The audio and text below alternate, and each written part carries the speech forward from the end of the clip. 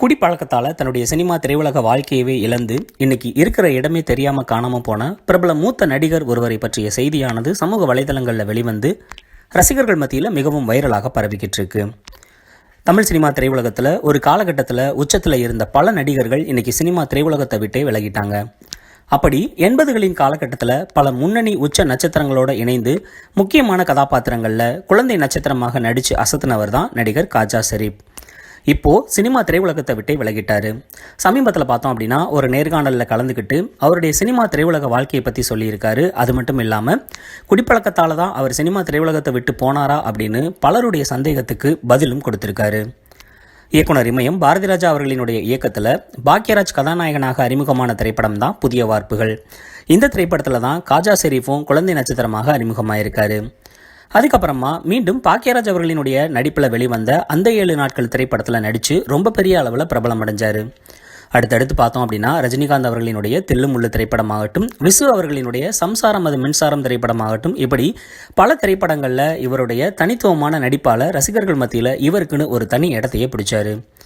திடீர்னு பார்த்தா சினிமா திரையுலகத்தை விட்டே காணாமல் போயிட்டாரு. சமீபத்தில் கொடுத்த நேர்காணலில் தான் அவருடைய வாழ்க்கையில் என்ன நடந்துச்சு அப்படிங்கிறத தெளிவாக சொல்லியிருக்காரு. சிவாஜி, ரஜினிகாந்த், விஜயகாந்த் அப்படின்னு பல நட்சத்திரங்களோட இணைந்து நிறைய திரைப்படங்களில் இவர் நடிச்சிருக்காரு. இவர் கலராக அழகாக இருந்ததால் ஹீரோவாயிரலாம் அப்படின்னு நிறைய பேர் சொல்லியிருக்காங்க. ஆனால் கடைசி வரைக்கும் இவர் காமெடியனாக தான் இருக்கணும் அப்படின்னு ஆசைப்பட்டிருக்காரு.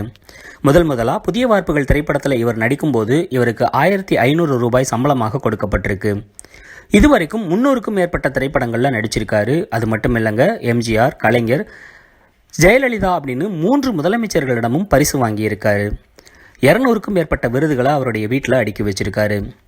ஆனாலும் சினிமாவில் அவர் நினச்ச இடத்தை அடைய முடியாமல் போனதுக்கு முக்கியமான காரணம் அவருடைய உயரம்னு சொல்லியிருக்காரு.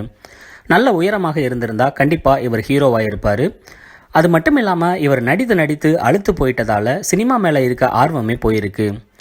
இருந்தாலும் இப்போ என்ன பண்ணிக்கிட்டு இருக்காரு அப்படின்னா, சினிமாவை விட்டு விலகினாலும் தொடர்ந்து மலேசியா, துபாய், கனடா, அமெரிக்கா போன்ற நாடுகளில் கலை நிகழ்ச்சிகளை நடத்திக்கிட்டு இருக்காரு. குடிப்பழக்கத்தால் தான் இவருடைய வாழ்க்கை வீணாக போச்சு அப்படின்னு நிறைய பேர் சொல்லிக்கிட்டு இருக்காங்க. அப்படி சொல்கிறவங்க யாருமே எனக்கு வாங்கி கொடுக்கல. என்னை பிடிக்காதவங்க நிறைய பேர் என்னை பற்றி அவதூறாக, தவறாக நிறைய கருத்துக்களை சமூக வலைதளங்களில் சொல்லிக்கிட்டு இருக்காங்க. அது எதுவுமே உண்மை கிடையாது.